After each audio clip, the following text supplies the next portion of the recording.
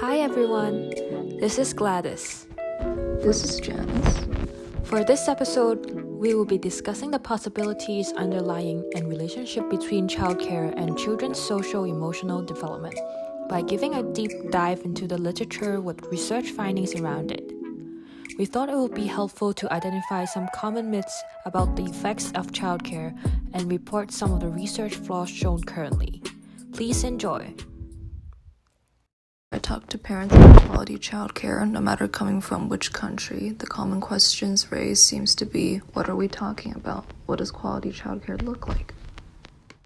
Yeah, I do often get those questions too.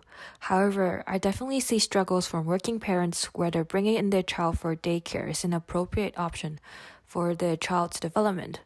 Over the years, the transformation in society of maternal employment associated with the role of women features in the society has increased drastically. So sometimes I do hear parents being advised by professionals to enroll in the childcare system because they claim that the environment will promote their children's development. So, how does such extensive non-maternal care experience affect children's development, especially their socio-emotional or cognitive adjustment? As you know, Canada has been trying to promote universal childcare programs for decades. Therefore, research proposed in this area is critical for policy formations and general election spins. Oh, I read two articles from the 1980s and 2000s, both by the pioneer researcher in childcare, J. Belsky, concluding childcare initiate in the first year of life for more than 20 to 30 hours per week may associate with alleviate levels of aggression and non-compliance while children were at 3 to 8 years old. This is a huge claim. I always thought childcare should be more beneficial in terms of social development, as the children get to interact with more peers in the long term. What are the correlations between aggression and childcare? From the 1988 study, Belsky believes the increased avoidance of mother, like where the mother is busy working, following separation, which is going to daycare, and heightened insecurity might possibly be associated with the increase in aggression and non-compliance in later stage, providing support from the attachment theory. From this, I would consider this research an association claim. Although the word effects is suggested in the title, the research did relate the insecurity of attachment theory to the amount of time spent in childcare. While the focus of this paper highlights how much in the non-maternal care correlates with aggression during their social, emotional, and cognitive development. Assuming avoidance reflects some doubt that infant has about their mother's availability and may well serve as a coping strategy to mask anger later, also by taking data from different socio-economic levels and demonstrate of child characteristics. The follow-up study in 2001 reassures the matter and even further proposed that just more than 10 hours of non-maternal care initiated in the first year already increases the risk, using data not limited only to the US, but also from UK and other European countries. Oh, seems like the claim is backed up with so much data, so it should be accurate, right? Actually, I do think this paper demonstrates great external validity, as they summarize different research from other scholars, taking data into account with pre-existing family background factors, or from all different socio-economic classes and childcare facilities from different provinces, as it seems appropriate when making conclusions like this.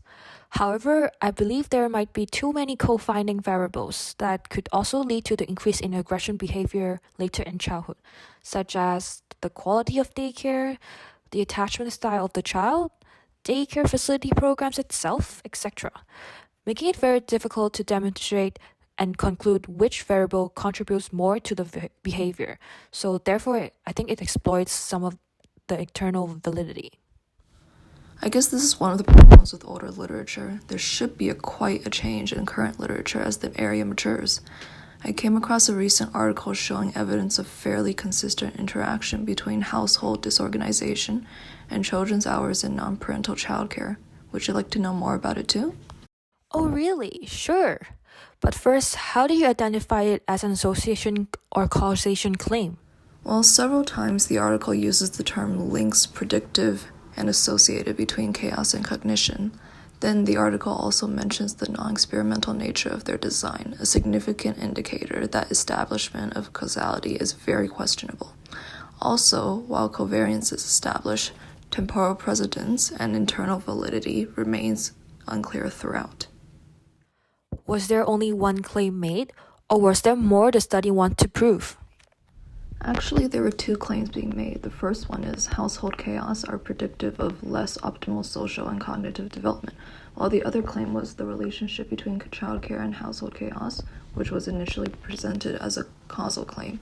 But what's interesting is that the study was more confident in it being an association claim. Wow, that's quite interesting and unusual. Why is there a change in claim?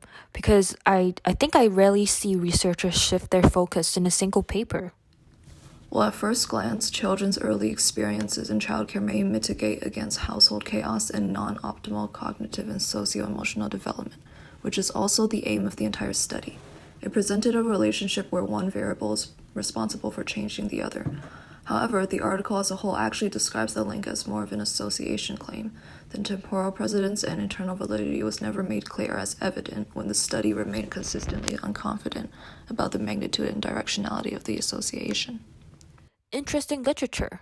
So maybe diving more to the study, why do you think this literature is well established? Like, for example, in terms of validity, I guess? I believe external validity was established quite nicely as numerous methods in the study were implemented to ensure that. It seems to have been a higher priority than, say, statistical validity.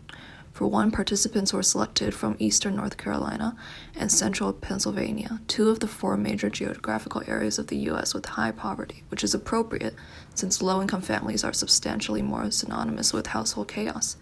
Over 1,000 children were selected, or more specifically 1,235, a good number as a representative sample to the population of interest. And children from both states were also oversampled, showing that we are dealing with an unbiased sample, as this is a form of probability sampling, again proving good external validity as opposed to unknown external validity.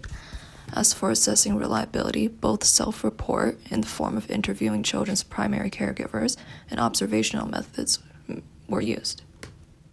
That's great. What does it conclude from the study? Does it still show that childcare has a detrimental effect on children's cognitive and social-emotional development? Let me give you more info. So for the measures on the different types of cognitive and socio-emotional development, so for example, executive functioning, receptive vocabulary, children of high household disorganization benefited more than those of low household disorganization. That was one of the main findings. What about childcare? Does it really play a buffer role like the title of the article suggested? Well, for example, children of high household chaos were more predictive of effective executive functioning from an increase in hours spent in childcare, indicating a positive association. On the flip side, there was also zero correlation between children of low household organization and hours of childcare. When it came to negative development traits such as social problems, the tables turned.